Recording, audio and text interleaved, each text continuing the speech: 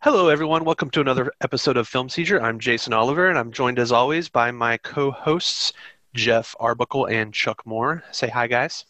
Hi, guys. Hi, guys. How's it going, guys? I'm going to say two different things. You're going to say some things? I'm going to say two different things. I said, hi, guys, and I said, how's it going, guys? Oh, well, you're done then. I'm done. We'll see you next week. Yep.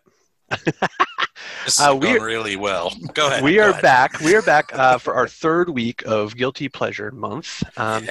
Movies that are maybe not so well regarded historically that we like, or some of us like, or that maybe were big budget flops, maybe are in need of reappraisal. So, you know, we're going to take a look at those. We've taken a look at two already, and today's movie is 1993's Last Action Hero.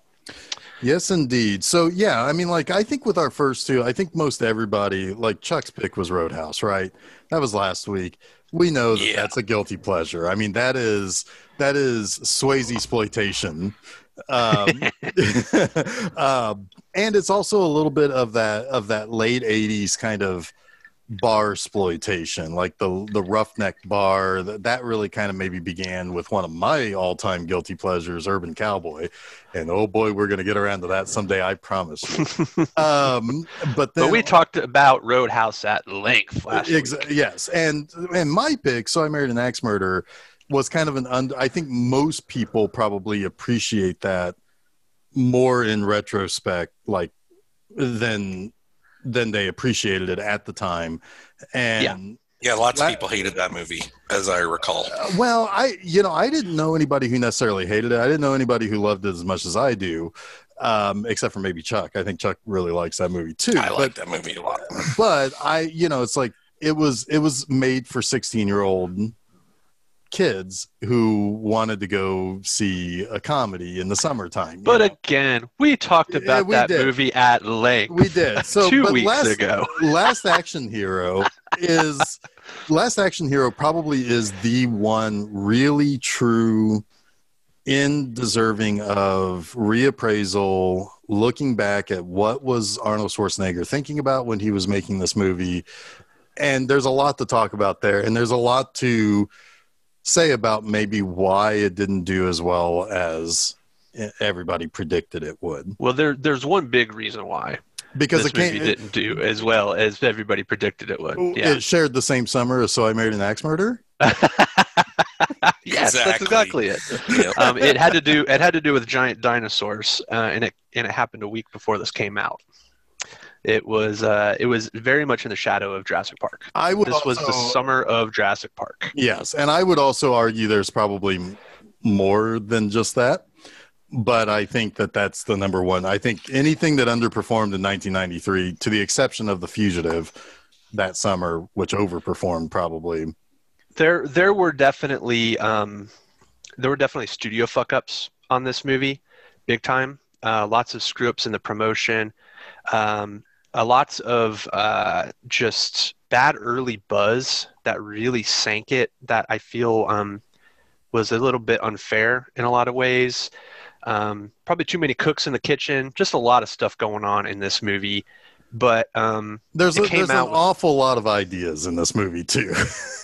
Yeah, but it's funny because almost today in this time of meta filmmaking that we've kind of come around to, it almost feels just quaint in some of its ideas, right? It's very simple, and honestly quite enjoyable as a movie. I've always liked this movie. I just want to get that out of the way. This is most definitely a guilty pleasure for me. I saw this movie as its intended audience when it came out. I was like 14 or something like that, and I loved the fucking hell out of it.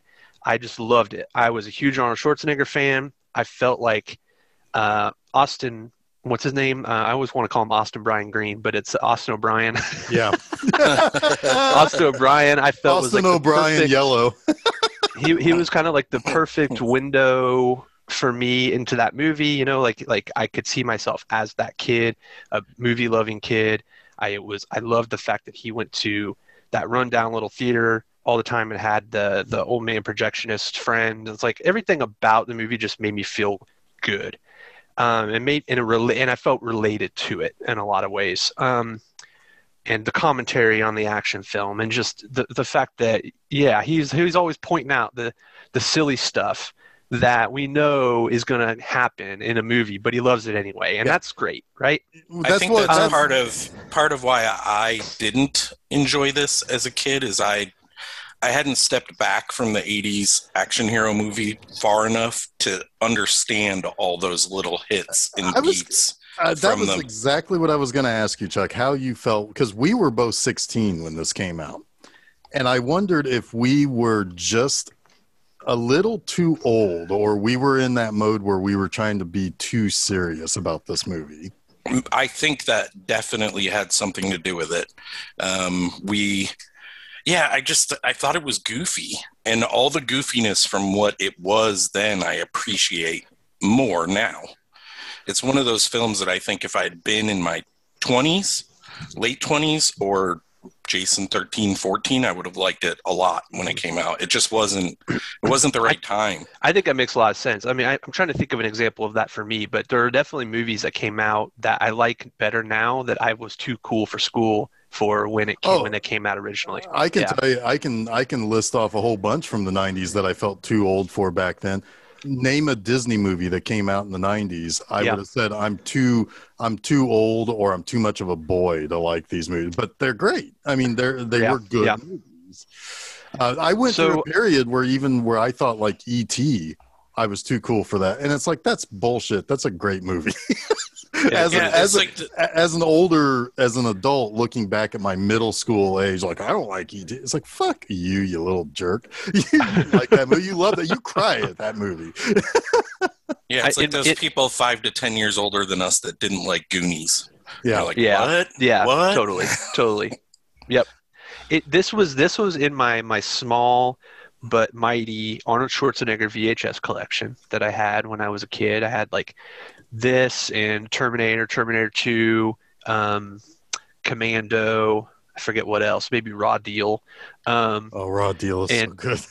Yeah, man, it's insane. I haven't seen that one in a while either, which I'm looking forward to. But man, I watched this one a lot, and I watched this one a lot mostly because I could watch it with my parents around too, because it was pretty much just a goofy cartoon, right?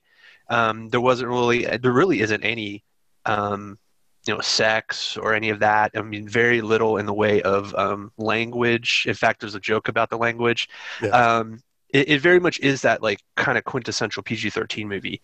And I watched it a ton. I watched it an absolute ton, but I hadn't seen it in a very long time because weirdly, I had kind of talked myself into, Last Action Hero sucks for some reason. Like I didn't allow my nostalgia to I guess revisit this movie until now. It's probably been a good 20 years since I've seen it. And I got to tell you, I knew every beat of this movie again. It all kind of fell back. Like I remembered everything, but I also was picking up on new things, and I had just an absolutely wonderful time watching it. I really did. I mean, Susan and I watched this together, and she loved it. She had never seen it, and she even commented, "Man, this would have been a movie I would have loved when I was like 12 or 13 years old." I was like, "Yeah, I know," and it kind of carries through that childhood charm. It really does, and I do believe that it's also that movie that a lot of people like in reappraisal that were our age or around our age that always liked it and never really understood the hate. And that's a lot of what I want to talk about today, obviously, but that's my intro to this movie. I really do. When we started this podcast, I wasn't really sure the breadth of the movies that I would feel this way about, and I didn't expect to feel this way about it watching it again, and I totally do. And this is kind of like the perfect film seizure movie for me, and I didn't realize it would be. So it'll be fun to talk about more. Yeah, and so I am with Chuck. When I saw this movie, I didn't really like it, and I never saw it again. I don't know if some of that early buzz got to me, or like I said, I didn't quite understand some of the poking at, like some of the jokes that they kind of fly Fast and Furious at you. In watching it, I will admit I had a lot of big laughs. I don't know that I can say I still like the movie. For a few reasons, but it's one of those movies where it's like, it's one of those movies where I was watching, it's like, oh, this really works, and then it like immediately like does something that didn't really work for me. And so like I'm like, basically, like if I was a living walking tomato meter from Rotten Tomatoes, I'd be like right at 50. And I might even be right at 60, where it's good enough to pass, but there's issues, it's like, but I will say that I was glad to watch it. I think one of my main things, I'm just going to go ahead and get it because there's really no other place to say this. I feel like it's a little too long.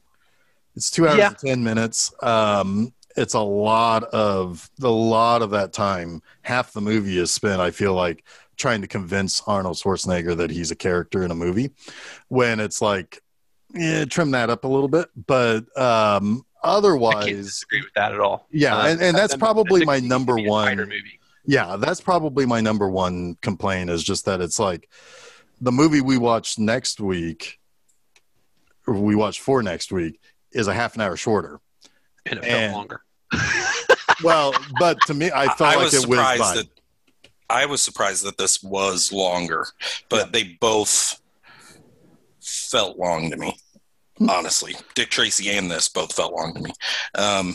Even saying that, though, this movie's like my dad's goulash from when I was a kid. It's all the shit that was in the refrigerator, leftovers that you can't eat tomorrow, that get thrown in with some sauce, and that's your dinner. That's what this movie felt like. And to be honest with you, I remember this bit from Tuesday. Ooh, yeah. Yeah, and it was for some reason my dad had this uncanny ability to make all these different things taste the same as he did every time he made it, but it was always good. So I don't know. That's what this felt like to me. To be honest with you, the whole time I was watching it, I was like, man, whoever wrote this is really clever, is really funny. And then when Shane Black, excuse me, name ended up at the end, I'm like, this makes total sense. Well, that's interesting. So this was actually a Zach Penn script. And it was a little bit different. I've never read the original script, but Zach Penn wasn't really super happy with the end result. But Shane Black was brought in to do extensive rewrites on it and punch it up, which that's what Shane Black does. He punches things up, which is ironic because the movie that Zach Penn wrote was essentially a commentary on the movies that Shane Black would write, right? That's funny. Like the ridiculous action movies. And so there was a lot of consternation and a little bit of hurt feelings over that on Zach Penn's part. But what I think that a lot of people didn't give Shane Black credit for was the fact that he's a self-aware guy. Like, yeah, sure, he wrote a lot of dumb action movies, but he can also write a movie that makes fun of dumb action movies. He's a smart writer. And you're right. Yeah, I do believe that kind of like that joke a second or joke a minute, aspect to this movie is all Shane Black for sure. Yeah, I mean, it was hard to write notes. He does that well sometimes, and he does that really poorly sometimes. And I think this one was a little bit of both. Yeah. Speaking of Zach Penn, I mean, he has done some stuff that we definitely like. X2. Oh yeah. I still think is the best X-Men movie. He did do The Last Stand and Elektra. But he wrote The Incredible Hulk with Ed Norton. He wrote the story with Joss Whedon for the Avengers. I don't know if we're supposed to say Joss Whedon's name anymore. He is a bad man, apparently. But Zach Penn is writing what I'm most excited about, Rom Space Knight. I am looking forward to that. Oh, interesting. A film version or a comic? Yes, a film version. Film version. Awesome. That's awesome. And apparently an Untitled Matrix film at some point. Interesting. But anyway, he's written and directed some interesting movies too. Like Incident at Loch Ness is a really fascinating kind of fake. I guess what is it called? Mockumentary. about going to find the Loch Ness Monster, and Werner Herzog is in it. It's a bizarre little movie. He co-wrote it with Werner Herzog, which only makes me think that Zach Penn had the funny stuff, and Werner Herzog made you want to commit suicide in the dark by yourself. Yeah. Werner Herzog is a sneaky funny man. He is. Yeah. Wow, we're talking about Werner Herzog in the episode about Last Action Hero. All right, let's keep this up. We are shooting for the moon, guys. Well, what did I say? I think I texted that Last Action Hero has 1 degree of separation from Fellini. Is that by way of Ian McKellen? It's by way of Anthony Quinn. Oh, gosh. Anthony Quinn was one of the leads in La Strada. Yeah, Anthony Quinn is an all-timer for scenery chewing throughout his career. All right, Jason. All right. Let's do this. Let's break it down. Let's kick it off. Let's do the thing. So how does this movie start? It starts with the movie in the movie, right? But you don't know that initially. It just kind of puts you into the middle of an Arnold Schwarzenegger action movie. It turns out it's the climax of the action movie, the big showdown between Schwarzenegger and the big baddie, the Ripper, played gloriously by Tom Noonan. But my note on that was he looks like a Star Trek alien version of Michael Rooker. Yeah, he does look like that. Oh man, that's too good. But yeah, he's there's a really weird like Tina Turner cameo right at the beginning of this. There is. She's the she's like she's the mayor. She's the mayor of Los Angeles. Yeah. That's it. And then it's funny because the line that Arnold uses there, if the governor gets here, call me. And I'm like, you are the governor. but then the lieutenant governor shows up and he punches him and says, call me when the governor shows up. Yeah, that's what I mean. Yeah.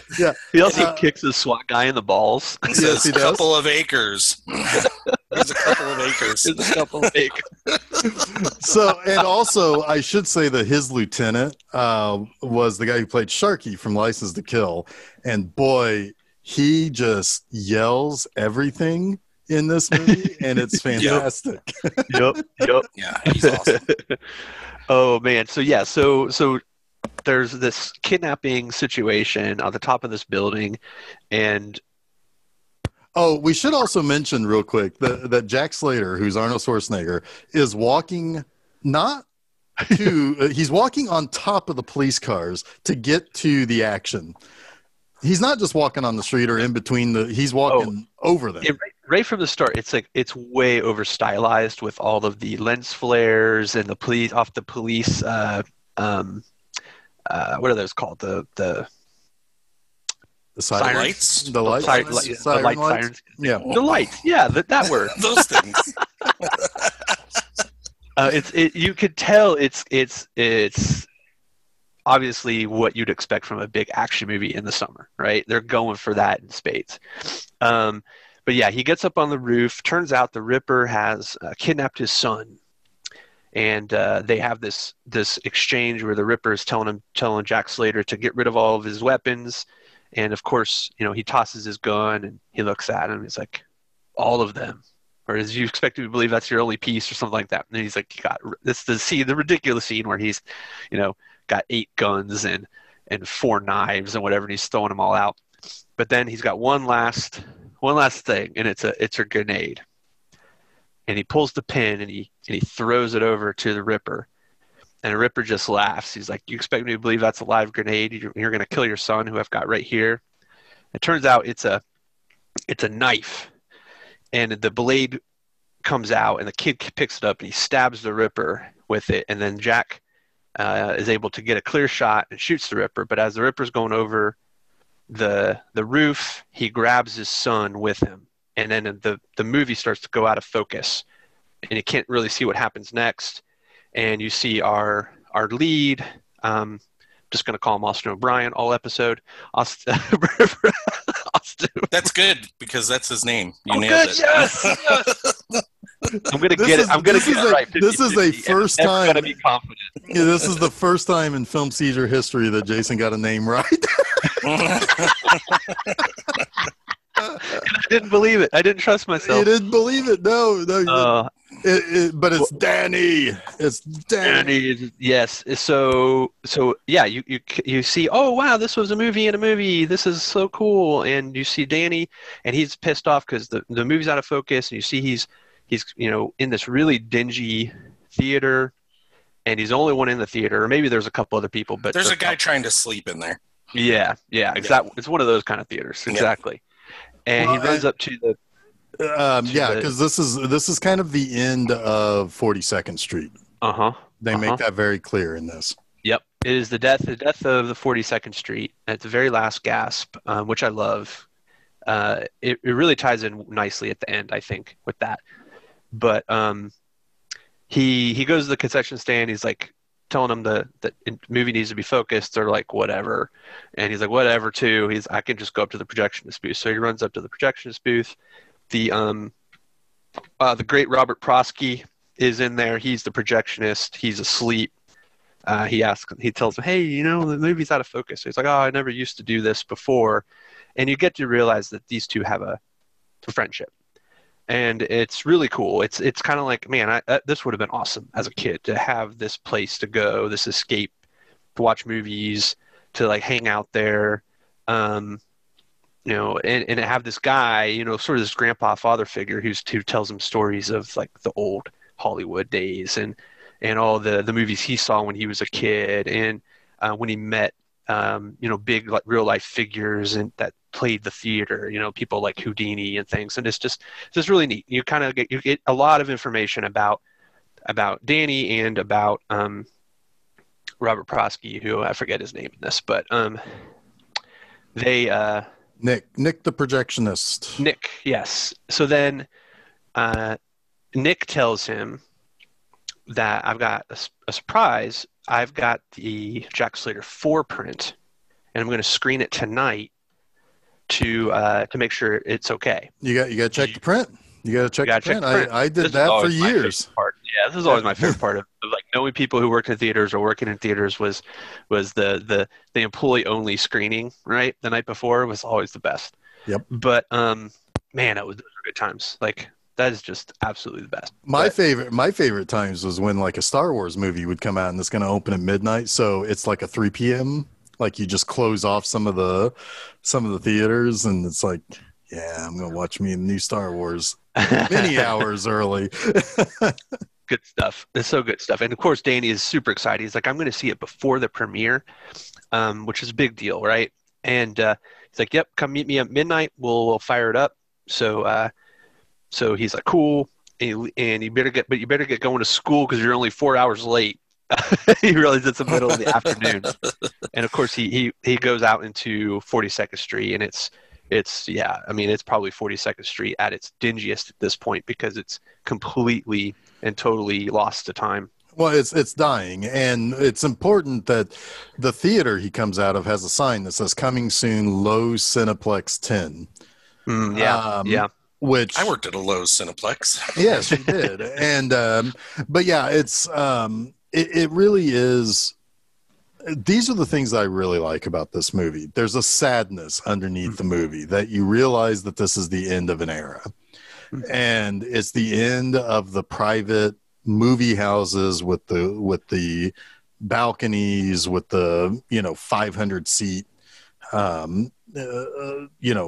just very, very low tech, very, very personable, and been there as part of the history of this city for since the movies began, basically. Yep. And it's the idea that, yes, the 90s were the era in which those places were dying off. Drive-ins were dying off. The privately owned single screen theaters, the two screen theaters, like we had which at the end of its life was called Keystone Arts, but it was called the Keystone when I was a kid. And it's just that very personable kind of experience that no longer was going to be around.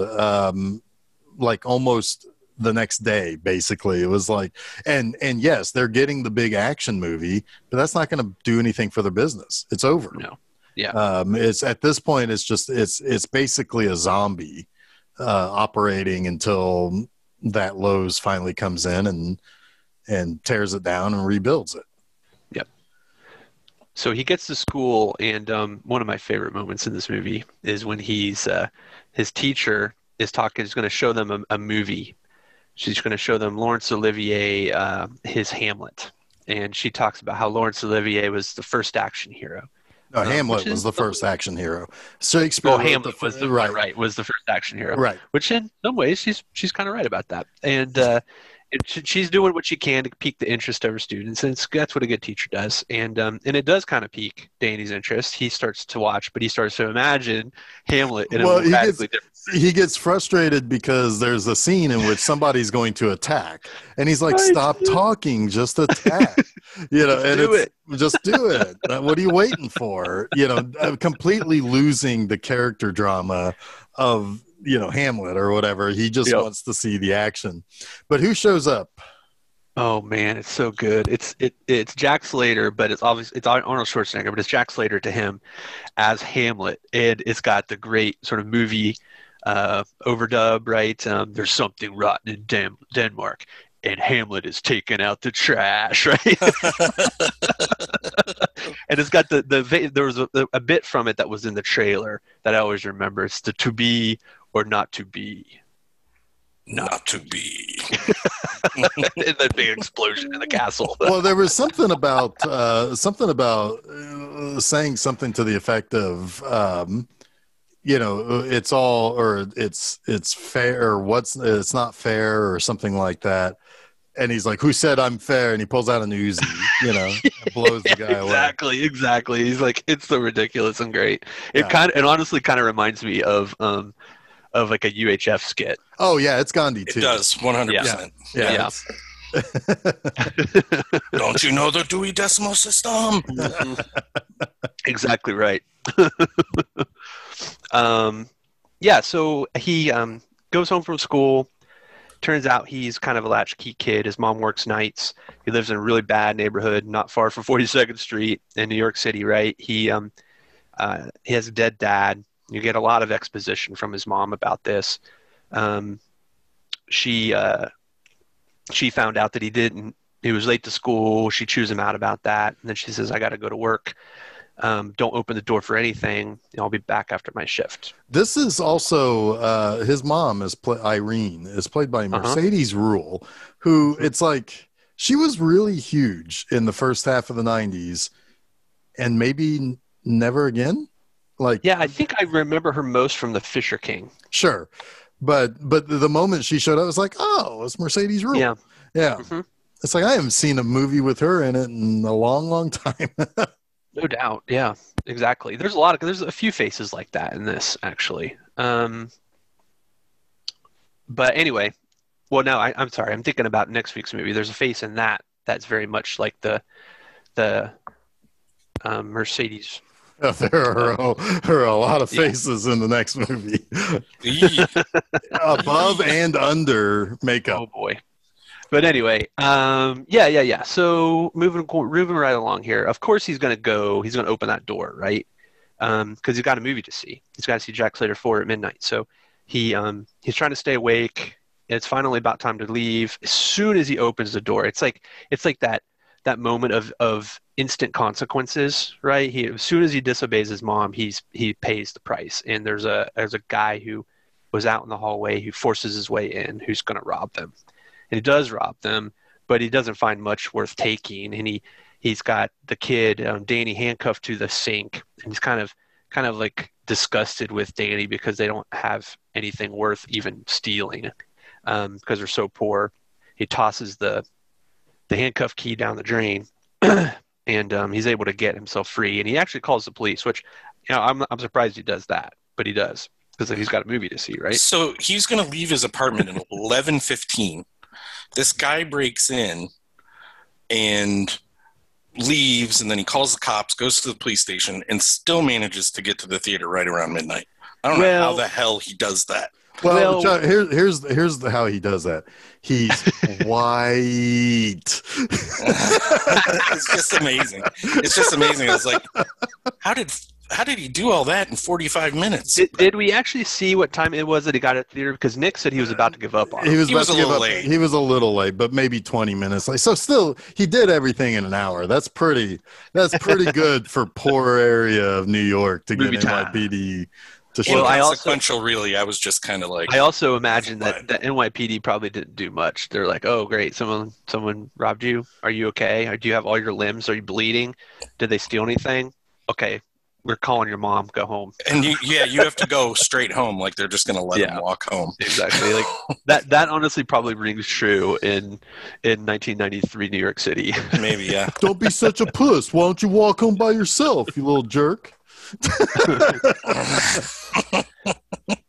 But he gets to the movie. He gets to watch the movie. He's sitting down. He's super excited. The movie's starting on screen. It really does kind of capture that feeling that I still get from time to time when I watch a movie in the theater. Well, don't push past the Houdini ticket because that's a very important part. It's super important. It's kind of cute because Nick makes a big deal out of this for the kid. He dresses up in his old usher's outfit. He tells him a story about Houdini, how he saw him there at that theater, that his father took him to see Houdini, and that Houdini gave him a ticket. He said it was a magic ticket. It can unlock magical powers, but he was always afraid to use it. He never felt like, or something always that made him. I think he said something about it that always made him feel a little hinky because Houdini was couldn't really tell him what might happen. He's like, there's an uncertainty to this magic. Yeah, he was scared. Basically scared. So he was scared to use it, and he never did. But he thought, let's try it out, Danny. It's very much like Grandpa and Charlie and the Charlie and Chocolate Factory, right? It's kind of like that moment where this guy is getting to live out some of his childhood dreams in a way through Danny, right? So he tears the ticket for him, makes a big deal out of it, puts the ticket stub in the locked ticket stub box. Remember when we had those?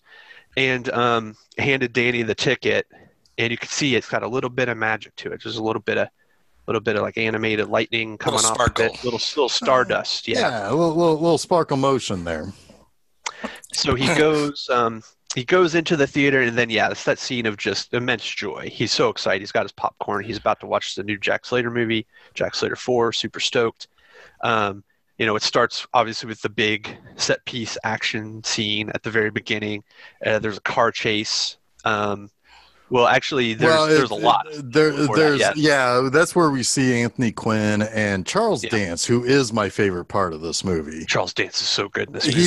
He's so good as a villain. But he is. They are. Well, if God were a villain, he would be him. Exactly, and he has Art Carney. This is Art Carney's last film role. And they're like, we know that you're Jack Slater's second cousin, so you guys talk and you go fishing, and stuff like Jack that. Slater's favorite second cousin. That's right.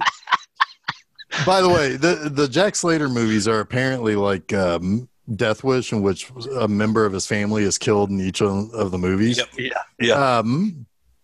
So he. It's like he wants to get information from him. Like, what do you know? What does he know about me? And that's when basically they are trying to pump him for information, but he really doesn't know anything. It's like Jack doesn't really talk to me about stuff like that. They talk about guns. That's what they talk about, and fishing stuff.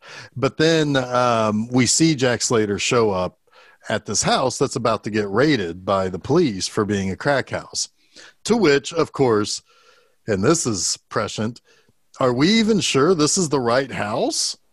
It's like, this doesn't look like a crack house to me. And the cops are about to like blow open this old man's door, because we find out that is Slater's cousin that lives there. And he's been planted with a little bit of false information. Mm-hmm. Right. Basically. We got an anonymous tip that this was a crack house. And of course, it's a real nice house and everything. But also the information that has been planted was that Anthony Quinn. Vivaldi, yeah. and it doesn't really matter all that much, but it's the fact that there's this team up of these two mob families. Yeah. So it's a big deal. It's going to be a big deal. Yeah. But in reality, he's like, that's bullshit. I'm gonna blow up the other half. The other half. We'll get there. Yeah. So he finds Art Carney in there. He's all beaten up, and he's like, "Hey, I only got a few minutes left to live." And of course, this is a cliche that it's like he lives just long enough to tell the exact right person the exact right thing, and he says, "Yeah, they're going to team up the two mob families or whatever. I'm checking out," and dies. He literally says, "I'm out of here. I'm out of here." That's it. And Can I just say what happens next? I really liked. Yeah, There's a note for Slater, and within the note, there's just some. It's like a deck of playing cards, really, but all they are numbered. And he starts moving the numbers 5, 4, 3. And I'm like, this is great. No matter how slow he went, then the bomb would have been like right. Well, and he even stops at a point and like gives it like a cock. He registers what's going on. I think. Yeah. And he's like, "It's a bomb," and he like runs out and it explodes. And Danny's watching. He's like, "Oh, he's fine. 2 cops are dead though. Cops are dead. He's fine. Yeah." And then, of course, the one cop. Yeah, say it, Chuck. he's like 1 week away from retirement. 2 days from retirement. 2 days, whatever. Yeah. So good. So good. And then that begins the car chase. Yes. Right. Yeah. And I like the car chase because it was like explosions galore. I'm always up for explosions, guys. It's a very pointed as you find out why everything is exploding. It's a good joke in the movie. The bad guys are tossing dynamite. Yep. Everything that gets touched. A guy flies through a postal truck, or whatever, the mail delivery truck, goes through the window, and that fucking explodes because he goes through the window. So great. I love it. Yeah. So in that there's a really good joke that I like later when he comes into the real world expecting something to explode. Oh yeah, the setup here. Oh yeah, the payoff for that is great. Yeah. So during this point, during the car chase, Danny ends up going into the world, and he's in the back of Jack Slater's car. He gets blown into the world because one of the sticks of dynamite comes through the screen. Yes, thank you. Yeah, and then it explodes, and because he's running away from it, as it explodes, he gets blown into the movie. Yep, and he's in the back seat of the car. Yep.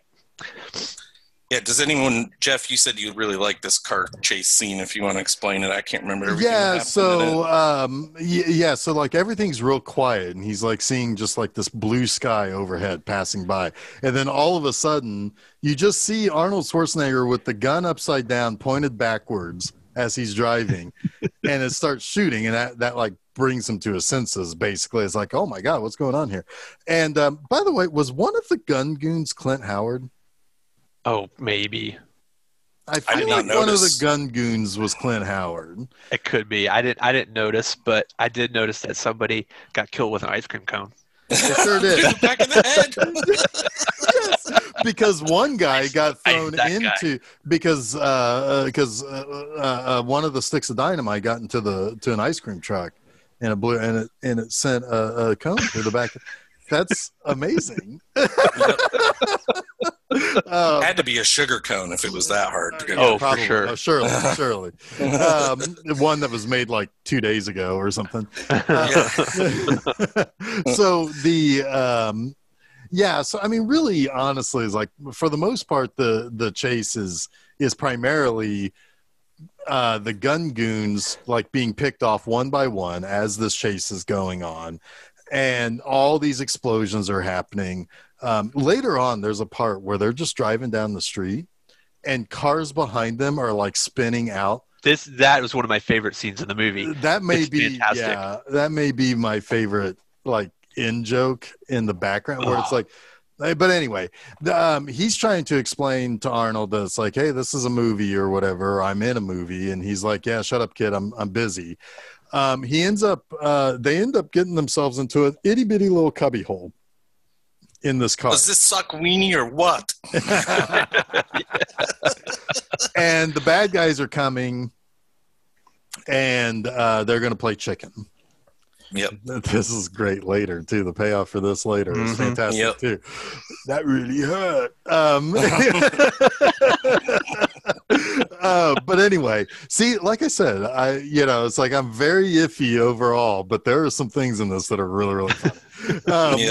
But anyway, so they play chicken, and Jack Slater wins. The guy veers off. They explode, of course, and there's a guy who's just like straight down in a trash can. Is just his feet sticking up. Chuck Taylor's sticking out of the trash can. That's exactly right.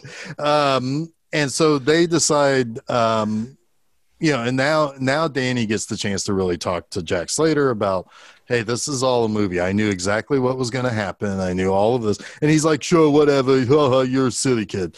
And so he says exactly that, guys. And by the way, it's my perfect impersonation. Yes. So he goes to, he takes him to the police station. Now, of course, the police station is a Hollywood police station. So it's real nice. And like Danny's like, I was just at a police station. It was dingy and gross. And oh my God, the different cops that walk by. As they're walking, that's good. The buddy cop pair is great. But as they're walking into the building, you see somebody who looks a lot like Sharon Stone from Facebook. It is Sharon Stone. It is. Sharon Stone? I thought it was, but I couldn't tell if it was for sure. I figured it was because right after that, you've got Robert Patrick coming out dressed as the T-1000. Yeah. Yes. Yeah, and Danny's like, "Oh my God!" When he sees that, I mean, he's very much like again the audience member, right? Like I would react the same way. I did react the same way. Yeah, right. So then this is where things. I don't like this scene. I mean, I like some of the buddy cop pair-ups, but there's one thing in particular. Black and white Humphrey Bogart. Okay, see now we're getting into the things that I didn't like about this movie. There's a cartoon cat. Yeah. There is played by Danny DeVito. Played by Danny DeVito, a legitimate cartoon detective cat. And I was like, all right, I'm out for this part. I'm not. But I love the exchange between Danny and Jack Slater on this though, because Danny is us. He's like, this is fucking ridiculous. This is proof that this is a movie. And Arnold Schwarzenegger's just not hearing it. I love the exchange when Danny says, "There's a cartoon cat just walked in here, an animated cat," and Jack is like, "Your point? He'll do it again tomorrow." That's an even better impersonation than mine. You guys are real good at Arnold. Now, this was also was this the scene in which Frank McRae, as the lieutenant, Decker, is screaming Slater's name and he breaks the glass on his door? Yeah. That's pretty. He's great. He has two of my favorite lines in this movie. I don't know what was leading up to it, but he yells something like, "Someone is doing cartwheels in my cocoa factory," which freaking kills me. And later, he's just speaking gibberish. He's like, blah, blah, blah, blah, blah, blah, blah. It's like, do you understand what he's saying? He's the screaming Steam's captain. Coming off of him, smoke. Yeah. He's the screaming captain in every police procedural. Yep. Action movie. Like we just saw a guy like this in the Sean Cold Steve Babbitt film. Yep. Who screamed the whole time. So, Stone Cold Who Framed Roger Rabbit? Yeah.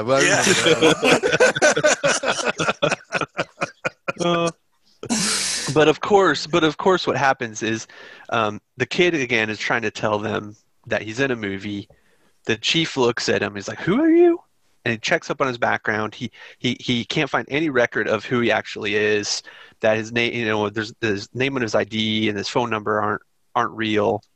And then finally, the kid tells him a version of the truth he thinks he'll believe, that he fell over a highway overpass and landed in Jack's backseat of Jack's car.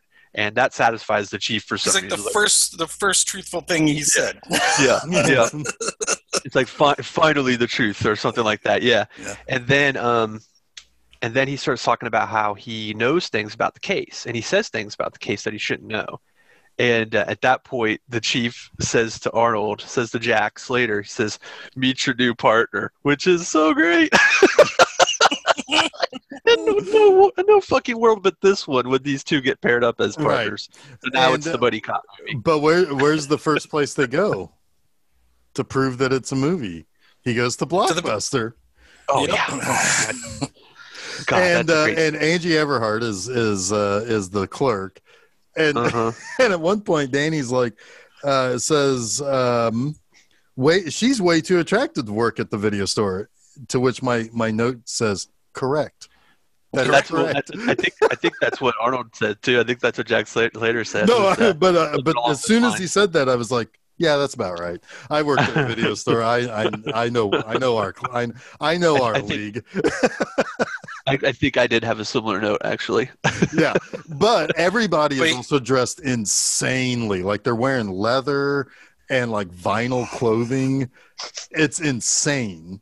But at this point, he asks this. Danny's like, "Hey, lady, what's your phone number?" And she's like 555-0134 or whatever. And he says, to which Jack is like, "Hey, thanks for asking for her phone number." Yeah. But then that was really sweet of you. Yeah. And then he's like, "Jack, what's your phone number?" And he's like 555-7125 or whatever. He's like, "I bet everybody has 555. How many people are in LA? Oh, 8 or 9 million. And everybody's got 555." To which Arnold, one of the better deliveries in this movie, he's like, "Well, that's why we have area codes." There's a lot of good jokes in this scene. I like obviously he has to clerk where the Schwarzenegger movies are, and she says the foreign films are in the back. Yep. That's also true because you don't put the fucking foreign films up front. Those go in the back of every video store. You don't put that shit up front. And then they go and there's a Terminator 2 standee, and it's Stallone as the Terminator, which is fantastic. Stallone's like, he's great. He's so great in this. Yeah, he's so great in this. So then this was also right around the time that Arnold Schwarzenegger trolled Stallone into making "Stop or My Mom Will Shoot." Oh yeah, in real life. One of the great practical jokes. You know that story, Chuck? No, tell me. Oh my God. So basically, go ahead, Jason. Go ahead. You can. It's fine. No, go for it. It's the short version is that Arnold Schwarzenegger feigned interest in the script for "Stop or My Mom Will Shoot" because he knew it was bad. And, but it was around that time where they had like a big rivalry, and they were up for the same roles a lot of times, and they were kind of fighting for the same roles, and so he was like, well, I'm gonna make Stallone think that I want to be in this picture. So Stallone got real interested in it and thought that he had the coup, and he swept it out from under him. When in reality, it was like gonna be a bomb. It was one of the worst movies, one of the worst big budget movies ever made. That's amazing. So then it's at this point, it's around this time in which Charles Dance is also trying to figure out, because they're looking for the house that Danny knows he saw in the movie, right? So and he's like, "Oh, right here." And Schwarzenegger is like, "Wow, you just revolutionized cop work by just driving down the street and saying it's over here." The look on his bad face. Guys are in there. The look on his when he gets that wide-eyed, like, "The bad guys are in there," that kills me every time, and it's never really good when he does it, but it's always funny. It's always fun. But anyway, so I also like the line where Danny's he's showing them the ticket and it's not doing anything. It's like, maybe it just needs to warm up, and he says, "Oh yeah, my Dakota rig always has to warm up too." Yep. Yeah. So then he he says, like, "Hey, it's this guy. He has a fake eye, all of this, and Vivaldi's in there. He works for Vivaldi or whatever." So he goes and knocks on the door. Charles Dance, or the maid or somebody comes to the door first. Oddball. Well, it's not Odd Job, but it is a guy who looks just like Odd Job. Yeah. I mean, I know it's not him, but it's supposed to be him. Yes, it is supposed to be him. And he's like, I'm here looking for the drug dealer or whatever. And Charles Dance. Yeah, do you have drugs in here? So then Charles Dance comes to the door and he's like, asks him to take off his sunglasses to show that he's got a fake eye, but it's just a happy face eye. Yep. Have a nice day. Yeah, have a nice day. And but before he closes the door, he hears Danny talking about what he saw, which gets him now on the trail of figuring out who Danny is. Right. And when they get back to the car, he's like, well, it's like, that's the guy. I'm your witness. Why aren't you going to arrest him? It's like, he's only guilty of being an asshole. That's about it, because they had like a real contentious conversation. But then they go back to Schwarzenegger's ex-wife's house. Yes. Seems accurate. More or less. And there's also a scene. There's also a scene that is important from earlier in the police station where Jack he talks to his former partner, who's played by F. Murray Abraham. Oh, and yes. Danny warns him not to trust him because he killed Mozart in Amadeus. It was nominated for 9 Oscars.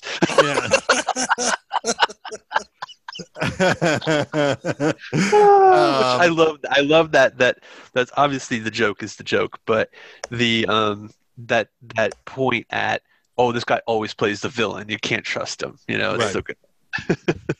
Hey, and in a couple of months we'll see him play a villain again in one of the Star Trek movies. Indeed. Yep. He gets his face stretched out. So anyway, so they go back to, but Schwarzenegger is like worried that his ex-wife's around, and but it's not. But she's not. What is around is his super hot daughter. Yeah. Pete Sampras's wife in her first movie role. Yes. Yeah. Yeah. She's not yet hit the high of Mortal Kombat. I thought you were going to say Billy Madison, but yeah. Oh, no. I mean, that was just another real small role. Mortal Kombat is the peak for that's Bridget the peak. Wilson. Yeah. So anyway, although apparently she is, I mean, she's kind of an want to touch the honey.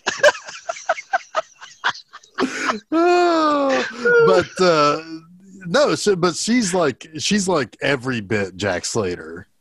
It's like she in fact, later, one of like my favorite scenes in which like Schwarzenegger is really kind of coming to terms with his sad life, or Slater's coming to terms with the sad life that, it's like his wife's happily married. She doesn't want any, he hires somebody to call him to pretend to be his wife so that he has somebody to talk to, basically. And his daughter is probably going to die young. Because all she skipped out on the prom to field strip AK-47. Yeah, exactly. But anyway, Charles Dance ends up showing up there, and again, it's all about trying to take out Slater, and it leads into this big action scene. Jason, you can kind of take it from here if you'd like.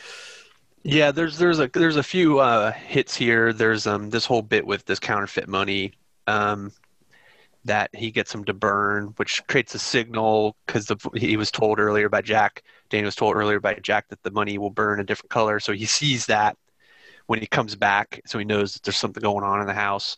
It plays on the daughter. Yeah, like Jeff says, she's actually pretty tough. She's been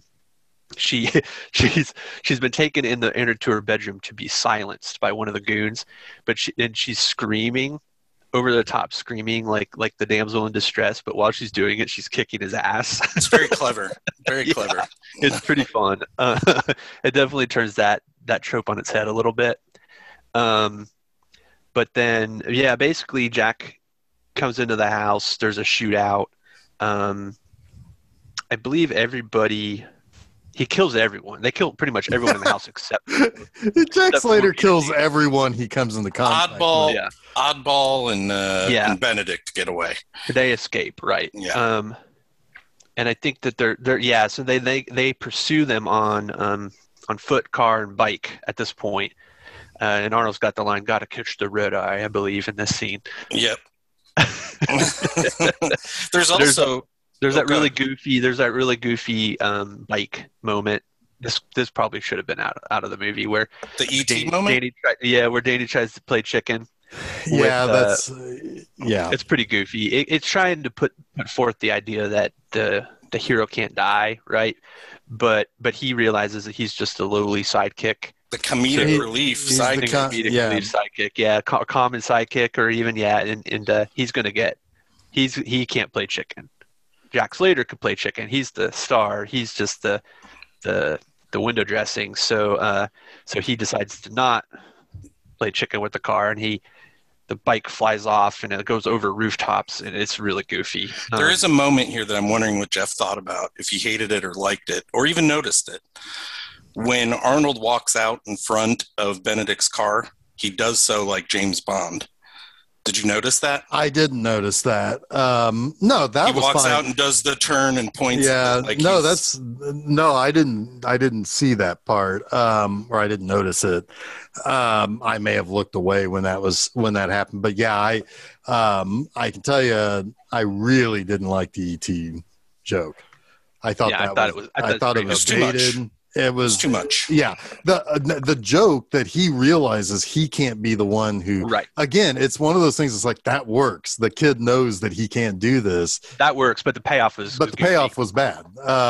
So it's like one of those kind of, we had just had this really, really clever scene where like Bridget Wilson's like screaming like a crazy person while she's kicking the guy's ass, and it's like, oh, this is great, and then it's like, then got to catch the red eye. That's a funny but yeah, so that I actually groaned at the ET one. I was like, oh. There's another goofy moment that happens right after this, where they go back to the house, all the police show up, and they're kind of like finding out what happens, and they see one of the cops picks up Peter Dance's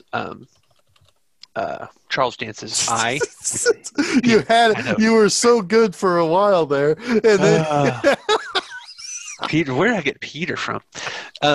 He picks up the eye, and it says, what does it say? It says something on it. It's like, oh yeah, and he twists it. And it ends he turns it so he could read it, and it detonates a bomb, and it blows up the whole house. It's like, that's really goofy. Although there is a payoff to it, though. Later, yes. When he catches up with Charles Dance, and there's a really good joke with that. But yeah, it's. I had forgotten about that explosion. You just explained why something happens at the end to me, because I had forgotten about the eye twist. Interesting. Go ahead. Sorry. And then it's the obligatory. He's getting shoot out by the police chief again. They both are this time. They're both like, clothes are singed, right? And they're sitting in the chair getting shoot out. And then he takes Jack's badge. He's like, "That's it. You're off the force." And he's like, "Give me your badge." So now he's disgraced, and then that's what leads to the scene that Jeff really likes. Yeah, so they go back to his apartment, and first of all, his apartment is right next to the interstate. Yeah. Which is bizarre, but it actually kind of makes sense. And there's nothing inside the house, and I'm assuming that's because you never saw his house in the movies. Right. And he's talking to him. It's like, you don't have anything, and it's like, what? I mean, you live like this is sad, basically, and he's talking about, it's like, yeah, there's a henchman lurking first that he has to yeah, there's always a henchman in the closet. He spends a fortune on closet doors.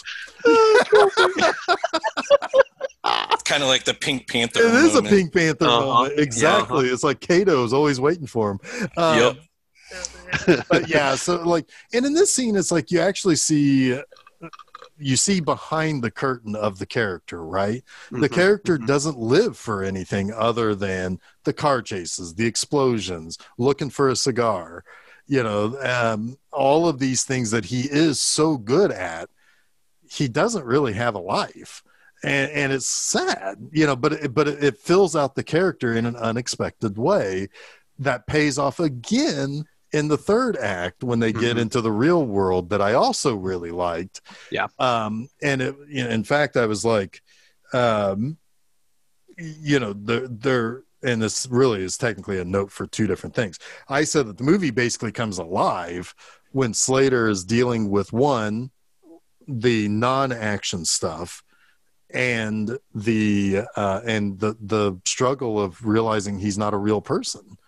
This is the genesis of the idea I always wanted to do. Actually, this whole movie is kind of the genesis of it, but that in particular is the genesis of the idea that I always wanted Arnold Schwarzenegger and Stallone to team up in an action movie as themselves, right? Oh yeah. Where they actually they aren't like action stars. They're just goofballs, right? They think that they could do all these amazing things because the movies that they've been in taught them that they were these people that they aren't, but they've been put into this this situation now where they've got to save the day, and they're kind of bumbling idiots at it, right? And this is it really plays out in the third act.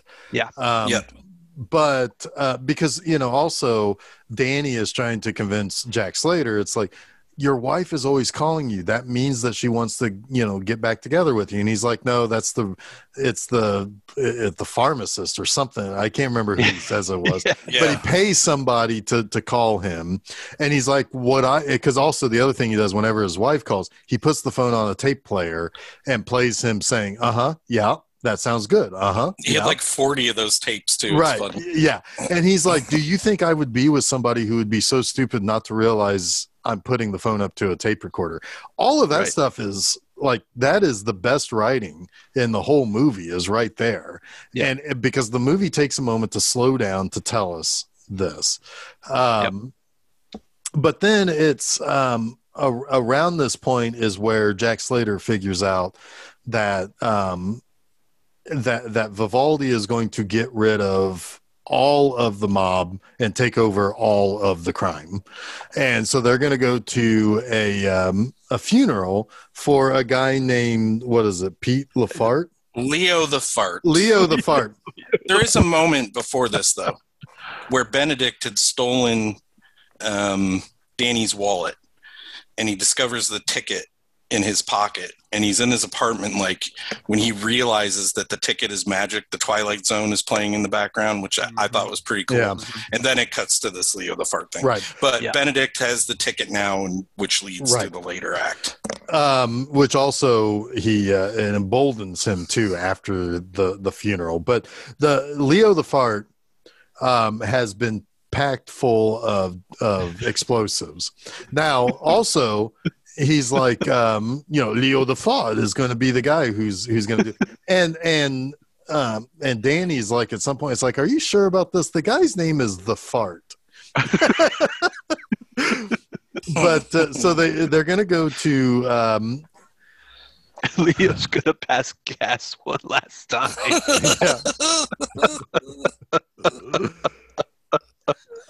Guys, if we explain every single thing that happens in this movie, this episode is going to be 4 hours long.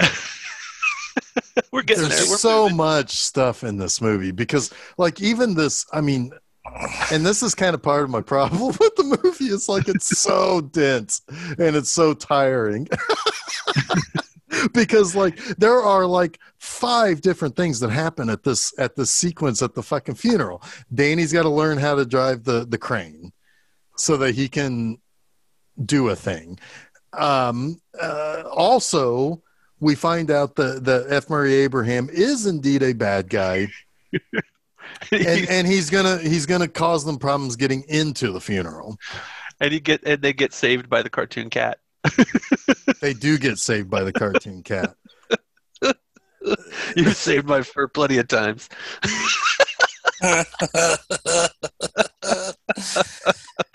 Oh God, Charles Dance, he detonates, doesn't detonate, but he sets the timer on the detonator that's in the bomb in Leo to fart by pulling his finger, which just absolutely slays me. It's such a little thing. So yeah, little things. The finger gets pulled, and Danny has to pick up Leo I'm the fart dying, guys. I'm dying. with the crane. I'm just going to power through this with the crane, and he brings Leo the fart over and drops him into the bay, I think, or the water. No, the the La Brea, The tar pits. Yeah, the tar pits. Yeah. By the way, everybody at the funeral, even the nuns, have machine guns. Oh God. Yeah, they're all in the mob, man. Wait, this man's not dead. He's alive. What's the line when he's paying his respects, Jason? Oh, I think it goes something along the lines of, he was a good man, a flatulent man.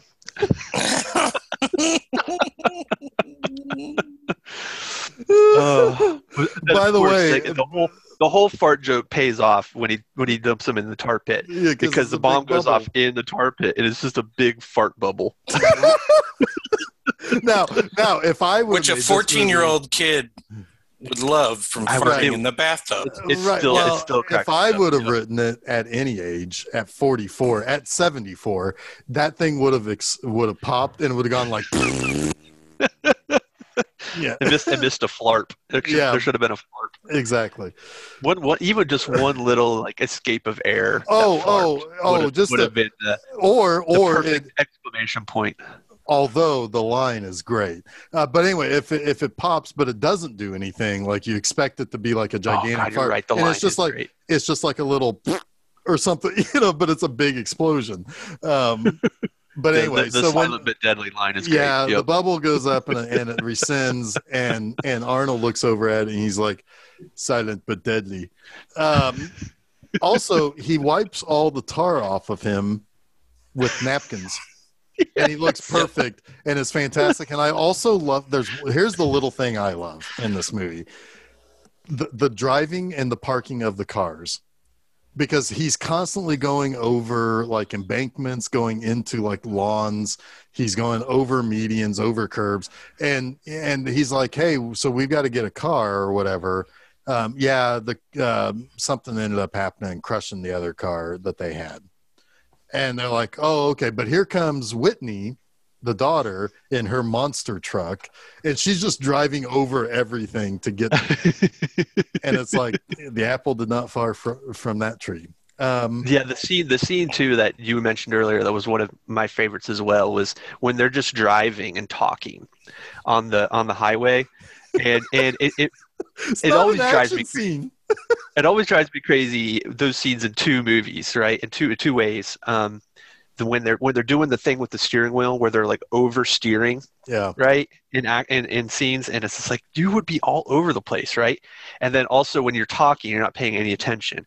It's like, how are you driving right now? Well, they play on both of those things with the fact that he is swerving through lanes, he's driving erratically, and people behind him are getting into car accidents. They're swerving to avoid him. They're exploding. they're spinning out. Yeah, it's so great. That's a very Naked Gun type of joke. And very much so. Which this movie probably, I would have liked it more if it leaned heavier on the goofy stuff like that. Because another one of my problems with this movie was that a lot of the spoken jokes are delivered very poorly. And I don't know if maybe that's directing or Arnold Schwarzenegger not feeling comfortable, even though he had done Kindergarten Cop. Although I think some of that was, he's still kind of action man. He's not really comedy man in that. Yeah, I don't know. I thought for the most part his delivery worked. But yeah, I guess there's a little bit of that. It's a little forced. His timing is a little off sometimes. Yeah, and maybe it's John McTiernan, being mostly an action guy. Yeah. But anyway. So, so now they've got the monster truck. They're going to go. Benedict kills Vivaldi because now he feels like he has maybe something that is a little bit more powerful, and he doesn't need Vivaldi anymore. So he kills off Anthony Quinn, and Odd Job or Oddball. We'll call him Oddball. Like that's good. Sure. I like that. I like that better. I like that because he's not Odd Job. He's almost Odd Job. So Oddball and Glass Eye, they're getting ready to go do a thing, and in comes the monster truck, and it's time to chase the bad guy, but he's got the ticket, and the ticket is activated basically, and he slips away into the real world. And he slips away into the real world because Arnold Schwarzenegger picks him up and throws him, and he's like, normally when that happens they explode or something like that, or whatever, or they leave a hole. That's what he says. They leave a hole. And so that's when Danny's like, oh, we've got to chase him into my world basically. And so they do, and this is where I quite like most of this final act, because once they get into the real world, this is when he realizes that he keeps calling himself Braunschweiger. Arnold Braunschweiger. Yeah. But he's he realizes that something that the kid is right, that he right, was because in a movie. Dance is getting away, and he's like, here's another explosion for you, and he shoots the cab that he's in, and it doesn't blow up. Right. And he's like, something's wrong. But and then he starts having a full-blown existential crisis. He sees a billboard that says Schwarzenegger is Jack Slater. Right. And that's when he starts and so they go back to the movie theater, and they talk to they talk to Nick. Right. And Nick is like, hey, he thinks it's Schwarzenegger at first, and it's like, he's not who you think he is. And he realizes that the ticket actually does something. And he's, it's like, oh, I've never met somebody who isn't a real person before. Right. I've never been a fictional character before. And that really... This must be really exciting for you, right? And then he's like, and then he's like, but and he's like defeated. Like everything he's ever known isn't, it's just, he almost doesn't understand what's the point in living if everything he's ever done has been through the machinations of somebody else kind of writing that for him. This is interesting because this, from my understanding of the rewrites, this was mostly Shane Black who added this third act. Like, most of the movie took place in the movie world, the fake movie world, through the eyes of Danny, and that's where everything played out. And I don't think that Zach Penn actually liked this third act, which I think is crazy. I think this is where the movie finds its heart in a lot of ways. It does, because he has to learn. He learns basically that he can control his own life when he goes back to the movies at the very, very end. And I can understand where it maybe creates an unevenness, but I think if it stayed all the way in the movies, I probably still wouldn't like this movie. 28 years later, I probably still wouldn't like this movie. But this part at the end is what really kind of brings me up to that kind of 50-50. Yeah. Which is good, because they go back to Danny's apartment next. Yes. And there's a really good scene where Danny, obviously he gets yelled at by his mom, but I won't belabor this. He's like, follow my lead, and he brings Arnold Braunschweiger in because he can't get his name right. But he ends up talking to Danny's mom all night while Danny's sleeping. And in the morning he's like, this is great. I've never talked to a woman. It's nuts. Yeah. And then we have it's neat. Yeah. Yeah, we have almost a 12 Monkeys moment too, though, because he had been listening to hard rock his entire life because that's how he's written. Well, there's classical music on the radio, and he's like, "Wait, can you turn that up? I think I like this." And Danny's mom is kind of falling for him a little bit. It seems like she's like she likes him. Yeah, but I like this also too because Danny, and this is something I think was maybe kind of missing from this movie, is you don't really understand enough of what Danny is going through. That he's lost his father. His father figure is a larger than life movie character. And now he's met that character, and he still is in that movie mode, but he doesn't, but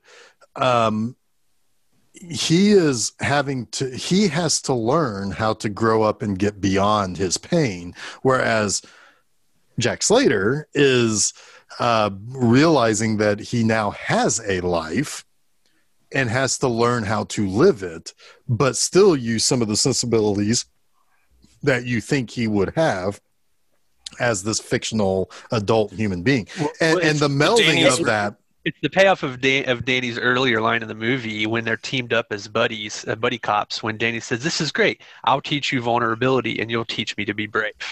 Right. Yep. And he, and it comes to a head here because he gets frustrated because he can't just escape into the movies. And, a lot of that is the mom represents the pain of reality, right?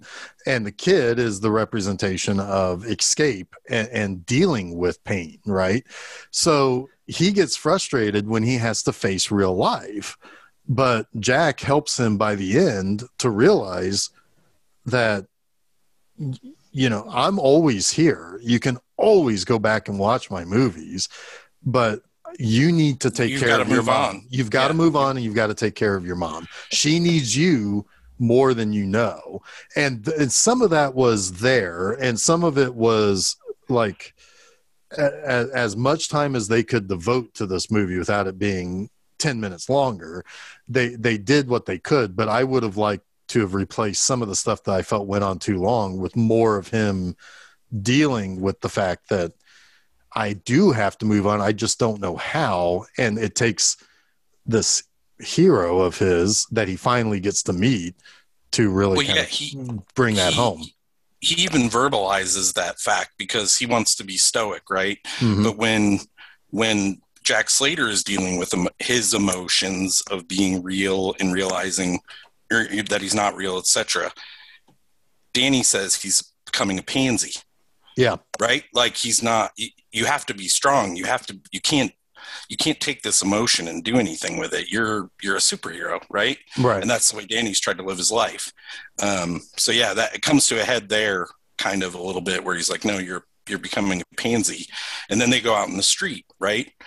And they're looking for Charles Dance, who had killed somebody on purpose the night before, which is kind of hilarious. He stands in the street. He realizes realizes that in New York, guys can win. Right. Yeah. And he also realizes that in New York, people don't get involved. And it's like you blow up something in the movie world and Jack Slater shows up. But here you can do evil and Jack Slater isn't showing up. There is no Jack Slater here. So this gives, and then he also begins to realize some of the things that the ticket can do and what he can do with it, which is fun because, he thinks about going to get Dracula and Hannibal Lecter. And, it's like, that's awesome. If I was a bad guy and I could do it, I would go get those guys. I'd go get Dracula. Fuck yeah. Yeah. It'd make a great sequel, actually. It's pretty cool when he's walking down the street and Danny is telling him, like, your methods won't work here. This is the real world. You can't just walk around and he'll show up. And he's going to tell Slater that he's just normal in this world. And they kind of have a separation for a moment, but then Danny looks across the street and he sees Benedict getting into a cab. Yeah. To which Arnold goes back to the earlier part and starts running on top of all the cabs in the city to get there. Well, this is also when they do the when they're going to do chicken in the real world. Yeah. Yeah. Yeah. So they go and do that. He gets in a car. Oddball is driving. By the way, I did like what the cab driver said when Oddball threw him out.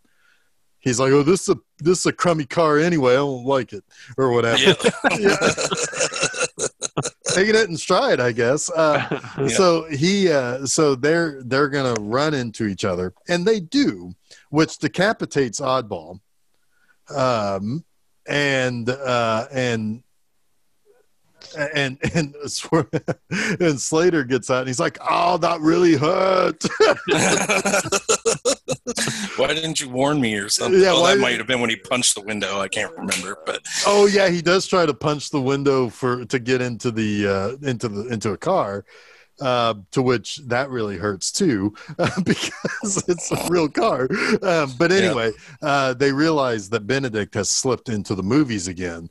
And this time what he brings back is the Ripper. And he's got the script for Slater 3, and he's like, hey, at the end of this, you die, but you don't have to. You can live, you can go out and you can kill, and you can live your own life, and you don't have to do what this stack of papers say, basically. Right. And that's also when they realize that he's been to the movies, which I think that's a pretty good line. He went to the movies.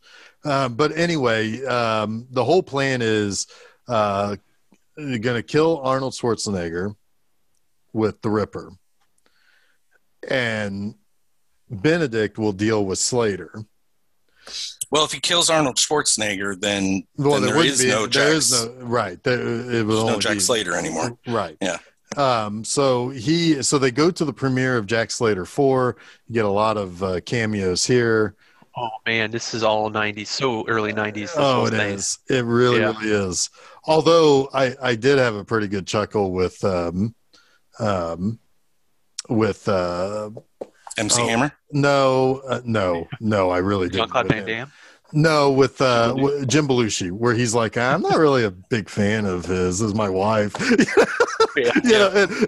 mean, it's all a joke, obviously. I mean, like, and he's even kind of turned on. She gets turned on by him, and I just want to be around. I just want to be around when she does. Yeah. And Maria Shriver telling the actual Arnold, like, don't talk about the restaurants. I hate when you talk about the restaurants. Yeah. He plugs the course. He takes the next opportunity to plug. Speaking of Planet Hollywood. Good stuff. So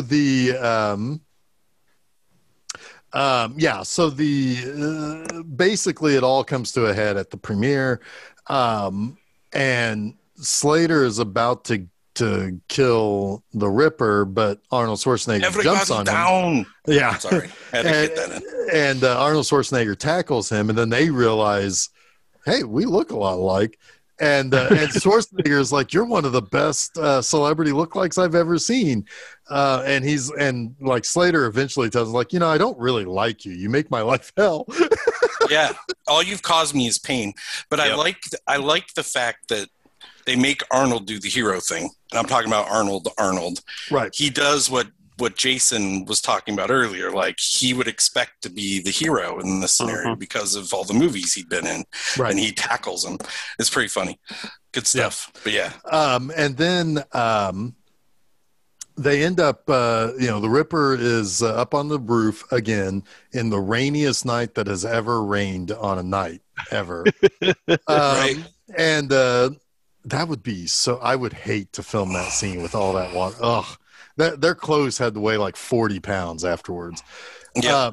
So they are, and the Ripper has basically set up the same scenario again. This time with Danny, and this time he's going to win.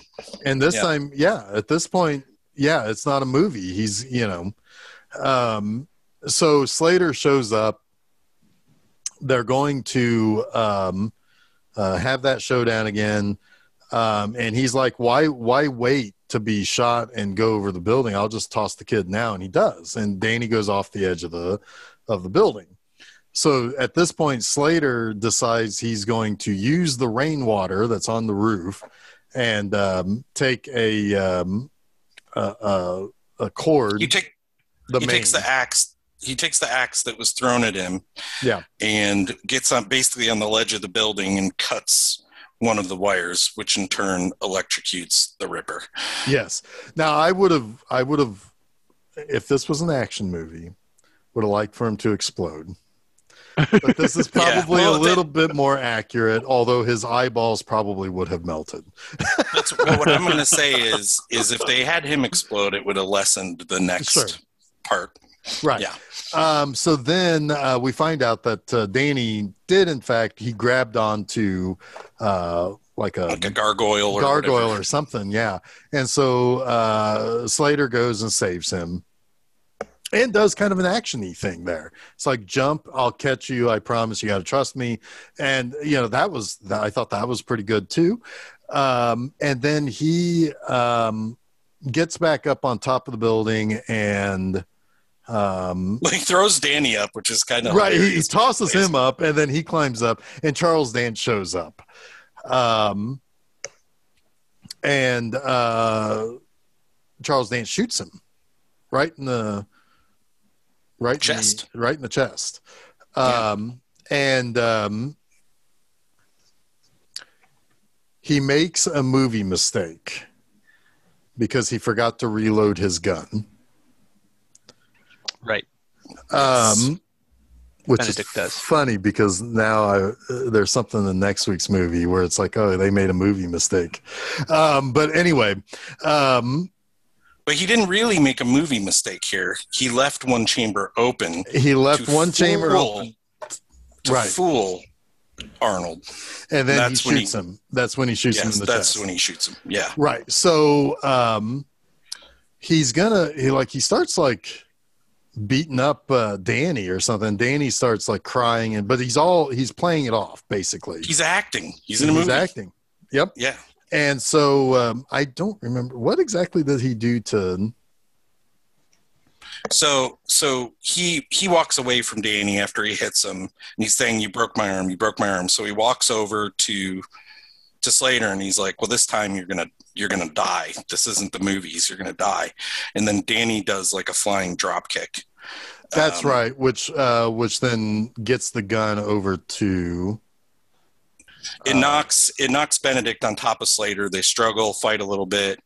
I think Slater picks up Benedict picks up another weapon, to which Danny throws the gun over to Slater. That's it. And Slater shoots him in the eyeball, and explodes. He says, "No sequel for you."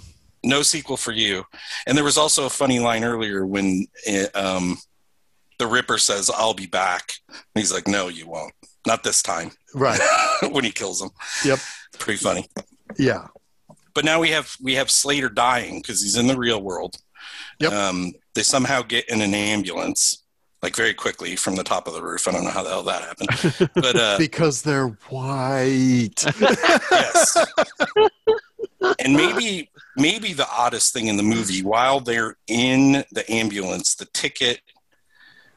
What is it? Well, the ticket when it explodes, when he exploded, the ticket like just flittered down in front of a different theater. And activates Ingrid Bergman's death, right? Or something like that. It's the seventh seal, yep. Yeah. And Death starts walking the streets, and it's kind of funny when he touches the cop on the shoulder. That's really funny. And it's like, nothing Ian happened. McKellen, which is awesome. It is Ian McKellen, isn't it? Yep. Jesus. Yep. I was trying to figure out who the hell it was. But the cop is like just standing there, and it's kind of a joke, you know? You're like, well, it doesn't work here, but then he starts coughing, basically, and dies. Yeah. So this is the real Death come to the world. Right. And so he goes back to the theater, and it's like, you know, we've got to figure out a way to get you back into the into the movie or whatever. Death where this shows is just up. a flesh wound. Right, where this is just the flesh wound. And so Death shows up, and Danny's like, "Hey, no, I'm not going to let you take him." And Death says something like, "Well, that's funny. He's not on any of my lists." But you are. But you are.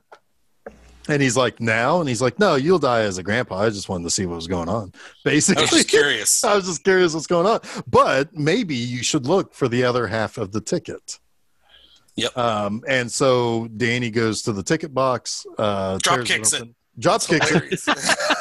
and finds the other half of the ticket and is able to bring Slater home to where he wants to stay in Slater's world. And he's like, no, you got to go home to your mom. You got to take care of her and you got to move on, basically. I'll always be here. You'll always be able to watch my movies. Everything's fine. And Cartoon Cat's like, hey, they got Jack. Somebody get a doctor. And so they doctor says, what's going on here? This is barely a flesh wound. Yeah. I wouldn't even call this a flesh wound. Yeah. And so they stand him up and like everybody's happy. He gets his job back. Oh, by the way, they're fixing the door on Frank McRae's office and Lieutenant Decker.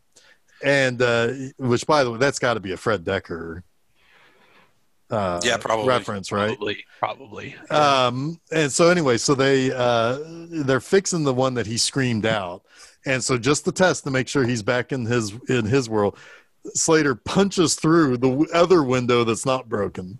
It's like still works, and that's coming out of your paycheck. Yeah, and he yells at him, basically saying it's his life. He's going to do whatever he wants to do. Hollywood's not going to write him anymore. And he rides off into the sunset, waving goodbye to the rest of us like it's fucking Mac and Me at the end of the movie. Yep. And if anybody knows that reference, good on you. The aliens wave as they drive off into the sunset. That movie's disturbing, but this movie's okay. I certainly understand, Jason, why you love this movie. I quite like this movie, and I was delighted throughout watching this movie the other night. Well, now you know how I felt watching So I Married an Axe Murderer again for like the 40 millionth time. I mean, I like that movie too. Jeez Louise. I know. We talked about this 2 weeks ago. Well, next week's movie is gonna do the fucking tango on somebody's. Well, okay, hang on. That's another Decker line. I wanted to get a Decker line. There you go. Give me a break, dude. Don't stop me. We've got lots to talk about next week, but we're not there yet. What are we missing? What do we leave out here?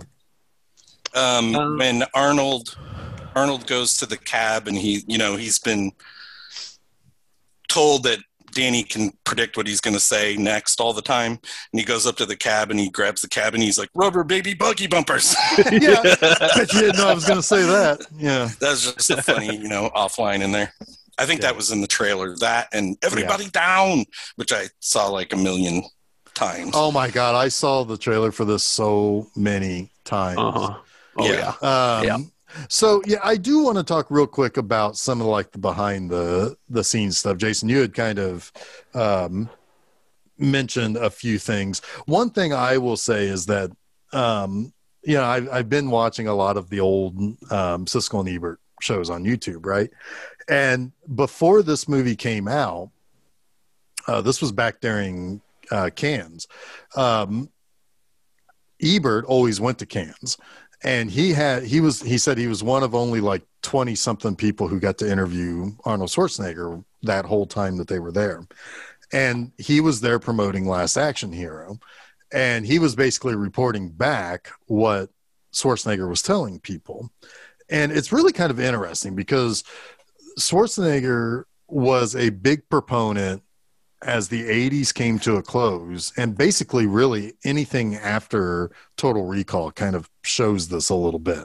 But he always thought that the 90s were going to be something different, that the roughness of the 80s was going to pass probably with, particularly after like Clinton got elected and stuff, that he was kind of seeing that some of those slightly more right-leaning action movies with a lot of authoritarian principles and all of it, and jingoism and stuff like that was going to go away, and that the 90s was really primed to be something that was going to be a little bit more of a kinder, gentler action hero. Not that it would be any less exciting, just that it would not be as over the top manly, and probably wouldn't be completely and totally dominated by the Schwarzeneggers and the Stallones that did the 80s. And his thought was he was going to get ahead of the curve, basically. And Terminator 2 was, he didn't kill anybody in Terminator 2. He didn't, he wanted to do something a little bit more comedic with Last Action Hero. And he didn't really want to do a whole lot of R-rated action.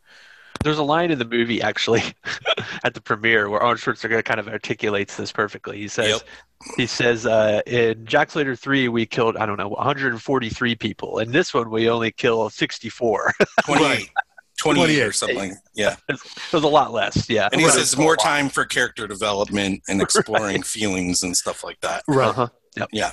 Yeah, and so like he was already kind of, now I don't know if he was trying to get out ahead of some of the, I don't know if he was trying to get out ahead of this being a comedy, or if he was part of the negative, like, buzz. Like, did he accidentally start the negative buzz by talking about the movie the way that he did?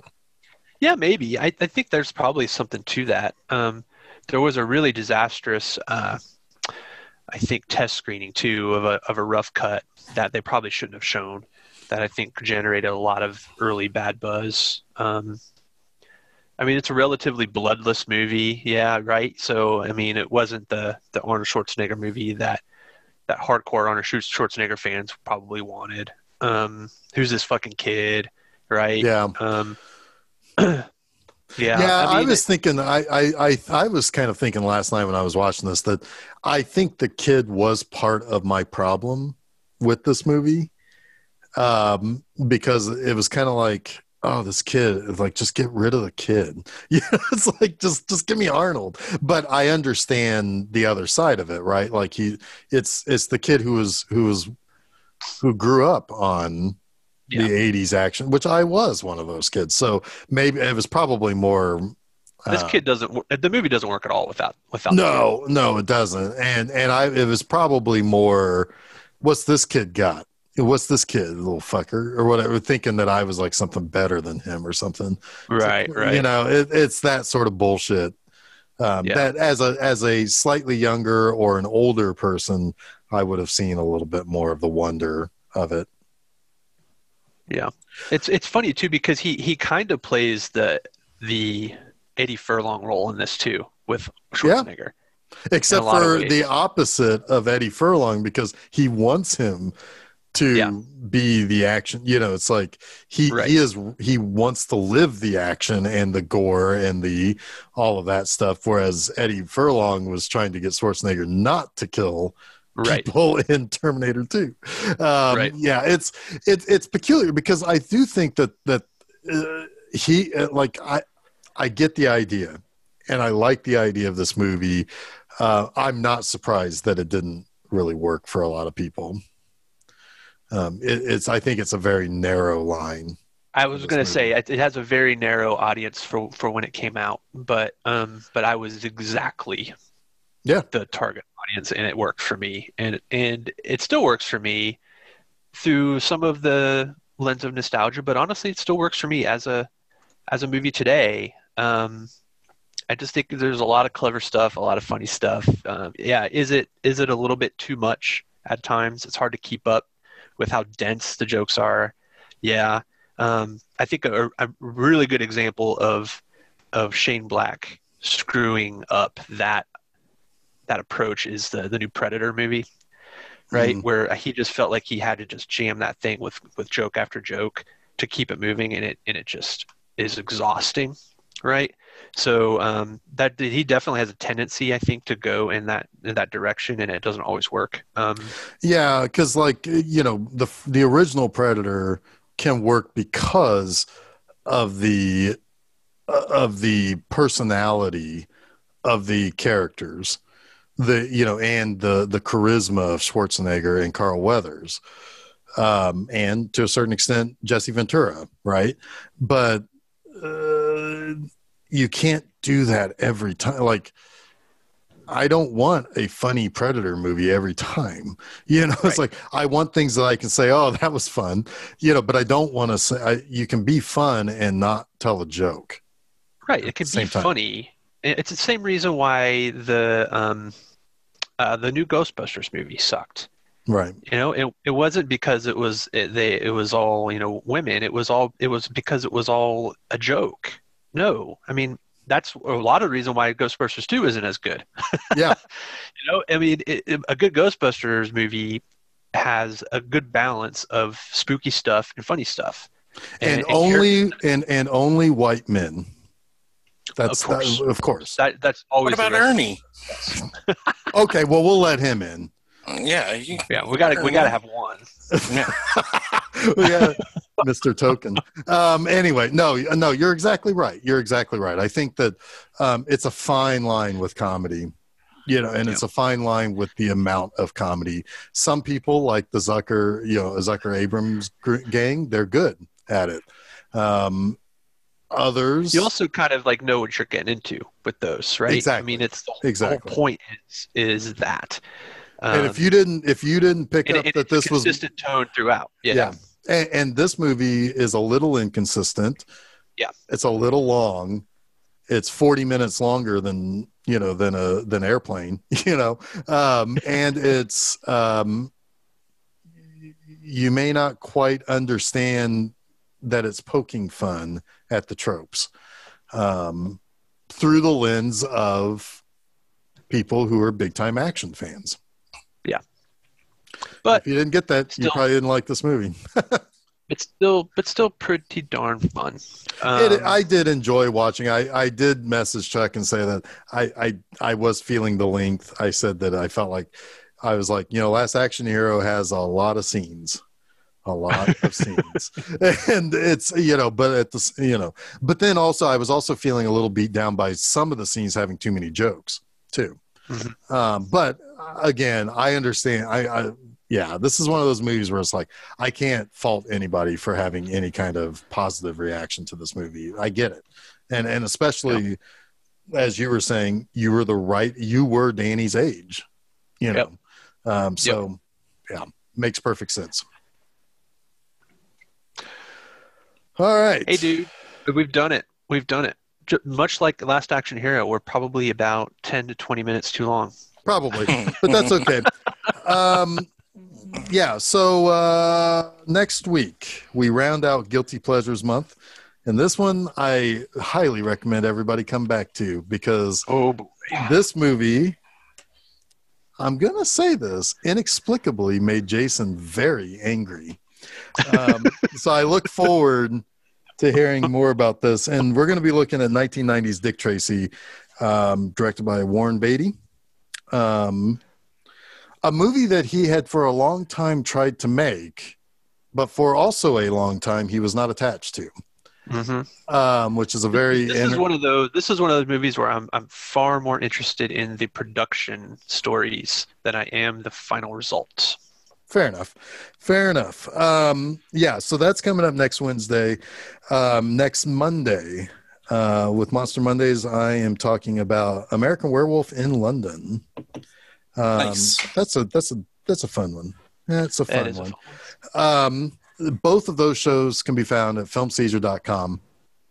Go over to Facebook, Twitter, Instagram. You can follow us on all of those places. All of the shows we do are put onto various platforms like SoundCloud, Apple Podcasts, Google Podcasts, Stitcher, TuneIn, Spotify, and Audible. We also upload stuff to YouTube if that is your poison as far as listening to a podcast that is entirely audible and no visual, but that's okay.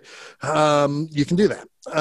Also, on Fridays, I have B-Movie Enema. You can go over to bmovieenema.com.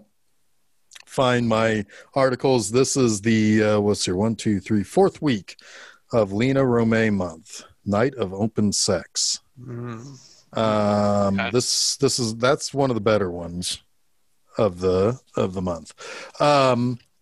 Jess Franco and Lena Romay made a bunch of sex movies in the 70s and 80s, and I write about them in probably a little bit too much detail.